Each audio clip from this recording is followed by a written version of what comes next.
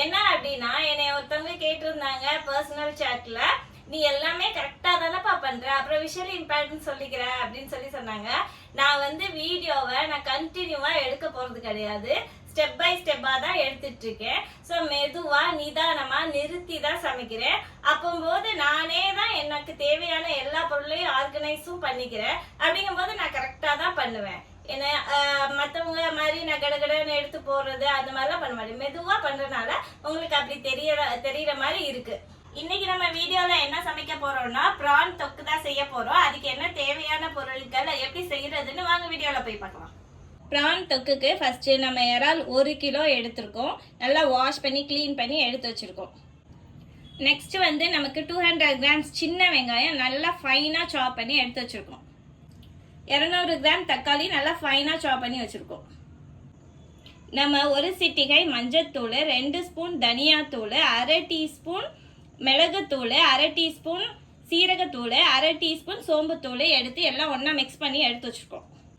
1/2 teaspoon இஞ்சி பூண்டு paste, 2-3 துண்டு பட்டை, 1 ஸ்டார் அனீஸ், சின்ன துண்டு கல்பாசி, 1 பிரிஞ்சி இலை எடுத்து வச்சுருக்கோம். ஃப்ளேவருக்காக 2 இருக்கு கருவேப்பிலையும் 2 பச்சை மிளகாயும் ஃபைனாக சாப் பண்ணி ஒரு பவுலில் போட்டு வச்சுருக்கோம். 1/2 டீஸ்பூன் தனி மிளகாய் தூள், உப்பு தேவையான அளவு, தாளிக்கிறதுக்கு தேவையான எண்ணெய் தேவையான அளவு. வாங்க நம்ம அடுப்பை ஆன் பண்ணி எப்படி தாளிக்கலாம்னு பார்ப்போம். அடுப்போட நேவிகேஷன் கீழே ரைட் டு லெஃப்ட் கையை பார்த்து கொண்டு வந்து அடுப்பை ஆன் பண்ணியாச்சு. அப்படியே லெஃப்ட் சைடு கொண்டு போய் ஹோல்ட் பண்ணி சிம் பண்ணியாச்சு. இப்போ நான் ஒரு அகலமான பாத்திரம் எடுத்திருக்கேன், மீன் குழம்பு வைக்கிற மாதிரி. ஸோ அந்த பாத்திரத்தை வச்சு ஃப்ளேம் ஃபுல் பண்ணியாச்சு. பாத்திரம் ஹீட் ஆகட்டும். பாத்திரம் ஹீட் ஆகி நல்லா அனல் வருது. நம்ம இப்போ அடுப்பை சிம் பண்ணிக்கலாம். நான் எண்ணெய் சேர்த்துக்கிறேன். 1 2 3 4 5 6 7 8 ஸ்பூன் ஊற்றிருக்கேன். இப்போ நம்ம ஃப்ளேமை வந்து கொஞ்சம் கூட வச்சுக்கலாம். நம்ம எடுத்து வச்சிருந்தோம்ல பட்டை கிராம்பு ஏலக்காய்லாம், அதெல்லாம் உள்ள சேர்த்துக்கலாம். இலையும் உள்ள போட்டுக்கலாம்.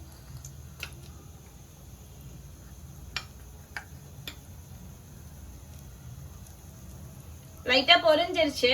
நாம இப்போ பச்சை மிளகாயும் கருவேப்பிலையும் போட்டுக்கலாம்.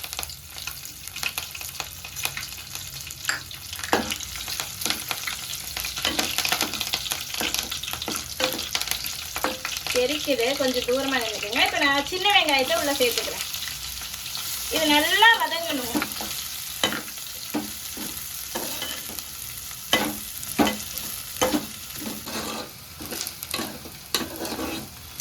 வெங்காயம் நல்லா வதங்கி சுருங்கி அந்த எண்ணெயோட சலசலப்பெல்லாம் கேட்குது. நம்ம கிண்டும் போது வெங்காயம் சுருங்கினது நல்லா தெரியுது. இப்போ நம்ம இஞ்சி பூண்டு பேஸ்ட் சேர்த்துக்கலாம். அதையும் சேர்த்து நல்லா வதக்கிக்கலாம்.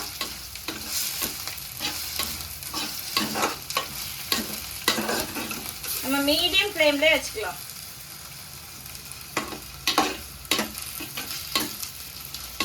இஞ்சி பூண்டு பேஸ்ட் நல்லா வதங்கி ஸ்மெல் எல்லாம் நல்லா வருது கமகமன்னு. இப்ப நம்ம தக்காளி சேர்த்துக்கலாம்.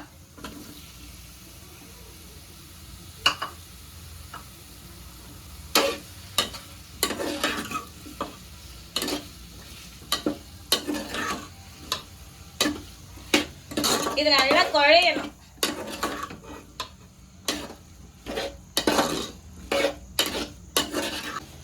தக்காளி ஓரளவு வதங்கி இருக்கு. இப்ப நம்ம அந்த ஸ்பைசஸ் எல்லாம் சொன்னோம்ல, மிளகாப்பொடி மல்லிப்பொடி எல்லாம், அதெல்லாம் உள்ள சேர்த்துக்கலாம்.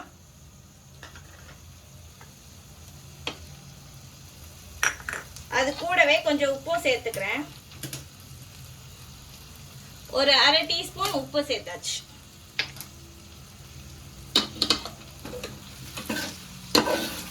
நல்லா கலந்து விட்டுக்கலாம்.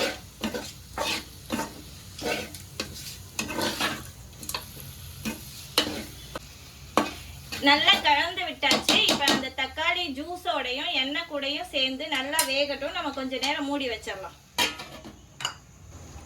நல்லா குழைந்து வெந்திருக்கு.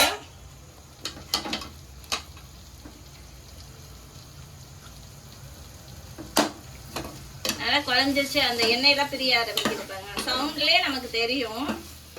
நான் அதை வச்சுதான் சொல்றேன். நான் இப்ப அந்த ப்ரான் எல்லாத்தையும் உள்ள சேர்த்துக்கிறேன். இது 1 kg ஃபுல்லா சேர்த்தாச்சு.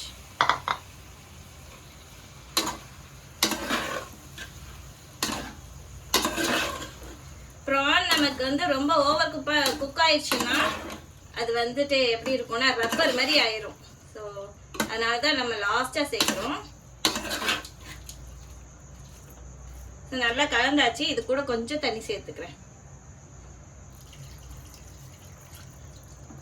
ஒரு 1/2 டம்ளர் அளவுக்கு தண்ணி சேருங்க.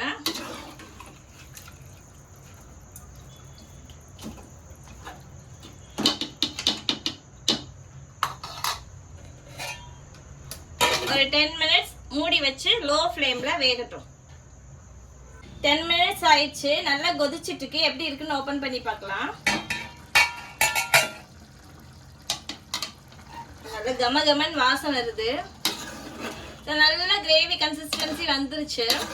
நம்ம வெங்காயம் தக்காளி எல்லாம் குறைவா வேக வச்சோம் இல்லையா, அதனால ப்ரான்ல இருந்து நல்லா தண்ணி விட்டுருக்கு. நம்ம கம்மியா தான் தண்ணி ஊற்றணும். அவ்வளோதான். இது நான் சாதத்துல போட்டு பிசைஞ்சு எடுக்கிற மாதிரி வச்சிருக்கேன். அவ்வளோதான். அடுப்பு ஆஃப் பண்ணிக்கிறேன். எப்படி இருக்குன்னு சாப்பிட்டு பார்த்துடலாமா?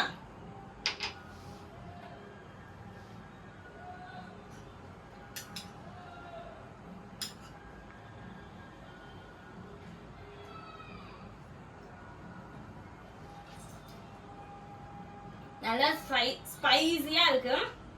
உப்பு காரம் புளிப்பு அந்த ஃப்ரானோட அந்த ஒரு இனிப்பு ஸ்வீட்னஸும் நல்லா தெரியுது. ஸ்பைசஸ் எல்லாம் எனக்கு ஏற்ற மாதிரி நான் போட்டிருக்கேன்.